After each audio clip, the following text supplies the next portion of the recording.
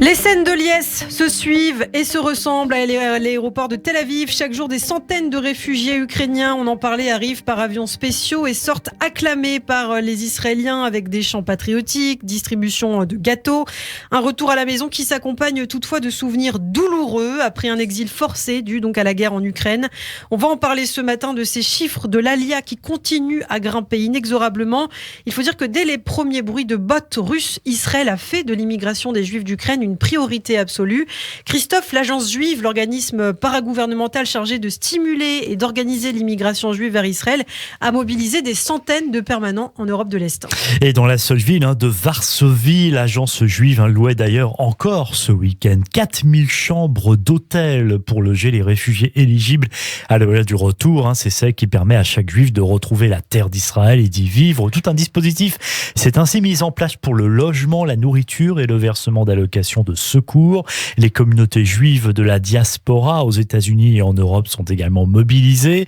De son côté, l'État juif a déjà acquis une sérieuse expérience avec plus d'1 300 000 immigrants originaires de l'URSS intégrés durant les 3 dernières décennies. Absolument, et selon Ayelet Shaked, ce n'est que le début. La semaine dernière, la ministre israélienne de l'Intérieur annonçait que 20 à 30 000 Ukrainiens pourraient arriver dans les 2 ans en Israël, tout en assurant que le pays était en mesure d'en intégrer plus de 100 000.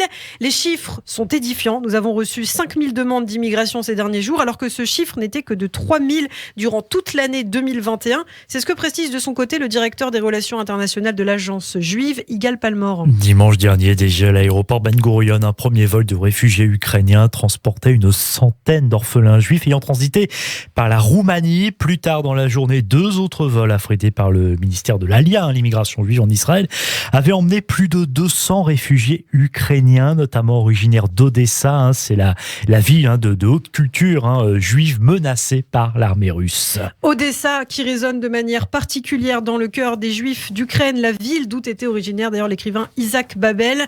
Avant la Seconde Guerre mondiale, 350 000 Juifs vivaient dans la cité portuaire du sud du pays, et avant l'invasion russe, il y en avait entre 30 et 50 000. Aujourd'hui, toutes les synagogues d'Odessa se sont mises en branle pour aider ceux qui le veulent à partir vers la Roumanie et la Moldavie voisine. Près de la moitié de la communauté juive serait donc déjà partie à l'étranger. Mais malgré tout, Christophe, beaucoup ne peuvent partir, que ce soit à Odessa, Kiev ou Kharkiv. Et c'est aussi intéressant de s'intéresser à ceux qui sont restés bloqués dans le pays finalement, même si on en parle peu. Exactement, si l'agence juive cherche à affréter des bus afin d'aider ceux qui veulent fuir, elle est aussi présente pour aider les communautés ukrainiennes à protéger leurs institutions. 2 millions d'euros débloqués qui doivent permettre de renforcer ou de blinder portes et fenêtres de synagogues et d'installer des caméras de surveillance. Des téléphones satellitaires ont également été distribués à des rabbins et à des dirigeants de communautés. Une trentaine d'employés de l'agence travaillent encore dans le pays. Effectivement, beaucoup de personnes ne peuvent partir aujourd'hui, ceux ne souhaitant pas laisser par exemple seuls leurs parents, leurs grands-parents, comme nous l'expliquait d'ailleurs la semaine dernière le grand rabbin de Pologne sur Radio J, mais aussi parce qu'il faut rappeler que les autorités ukrainiennes interdisent le départ des hommes de plus de 18 ans susceptibles donc d'être enrôlés pour se battre.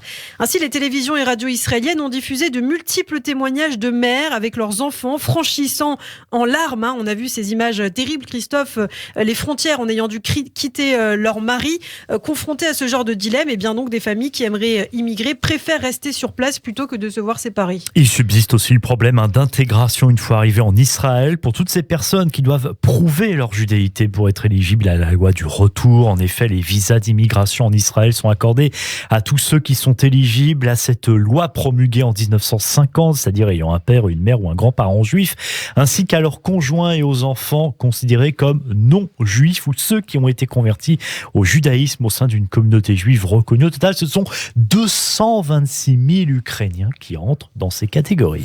Un débat douloureux. La semaine dernière, la ministre israélienne de l'Intérieur estimait que près de 10% des premiers arrivants n'étaient en revanche pas éligibles donc à cette citoyenneté, sans ascendance ni lien suffisamment étroit à la communauté juive. Le dossier a créé de nombreuses polémiques. Des dissensions se sont exprimées au sein du gouvernement, notamment sur la nécessité d'abandonner le dépôt de garantie de 2 800 € que la loi israélienne impose propose encore donc à tout Israélien qui souhaite accueillir un parent ukrainien non juif en s'engageant à ce qu'il parte après 1 mois. Et la situation est tendue après avoir ordonné l'expulsion de quelques dizaines d'Ukrainiens non juifs arrivés en avion par leurs propres moyens. Ayelet Shaked a finalement décidé d'assouplir les règles, on en parlait, et de faire preuve de bonne volonté en acceptant que ces réfugiés séjournent provisoirement en Israël, surtout sous la pression de l'opinion publique et des médias. Ah oui, c'est surtout ça. On l'apprenait ce week-end justement. L'ambassadeur d'Ukraine en Israël, Yevgeny Kornichuk, a annoncé son intention de saisir la Cour suprême d'Israël au sujet de la politique du gouvernement concernant les réfugiés ukrainiens.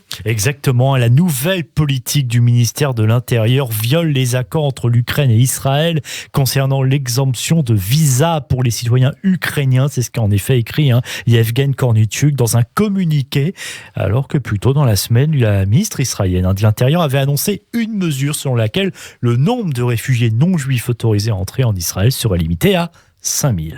Ce soir, j'ai déposé une pétition contre la décision d'Ayelet Shaked d'empêcher l'entrée des réfugiés ukrainiens ainsi qu'une demande de mandat interdisant la validité d'une telle décision. C'est de son côté ce qu'a déclaré l'avocat Tomer Varsha à la 12e chaîne israélienne. Ajoutons que samedi soir, des dizaines de manifestants se sont également rassemblés devant le domicile d'Ayelet Shaked à Tel Aviv pour s'opposer à cette politique. Les protestataires ont brandi des pancartes portant des slogans tels que un juif ne renvoie pas un réfugié.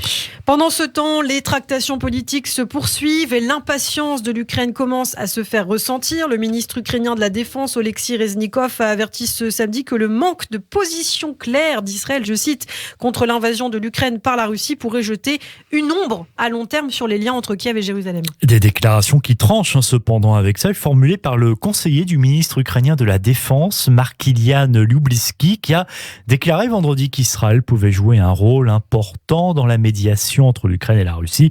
Justement, selon l'agence de presse Reuters, le président ukrainien aurait suggéré au premier ministre israélien d'accueillir à Jérusalem des pourparlers entre la Russie et l'Ukraine. Volodymyr Zelensky estime qu'Israël serait en mesure de fournir des garanties sécuritaires à son pays.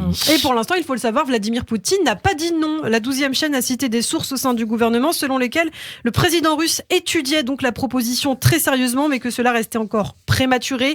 Aujourd'hui, les détails des efforts de médiation d'Israël restent obscurs. Les responsables israéliens ont indiqué que Jérusalem n'avait finalement pas vraiment pris position dans le conflit et n'a pas présenté de proposition de cessez-le-feu. Selon eux, le rôle de Bennett a consisté à clarifier seulement les positions des parties entre elles et avec les autres acteurs mondiaux grâce aux bonnes relations qu'Israël entretient avec les deux pays. Et puis on termine sur cette situation, cette citation également, on l'apprenait hier soir, donc Yair Lapid qui s'est exprimé à ce sujet, le ministre israélien des Affaires étrangères, qui a déclaré ce dimanche qu'Israël avait le devoir moral d'autoriser la venue de davantage de réfugiés ukrainiens non juifs fuyant l'invasion russe.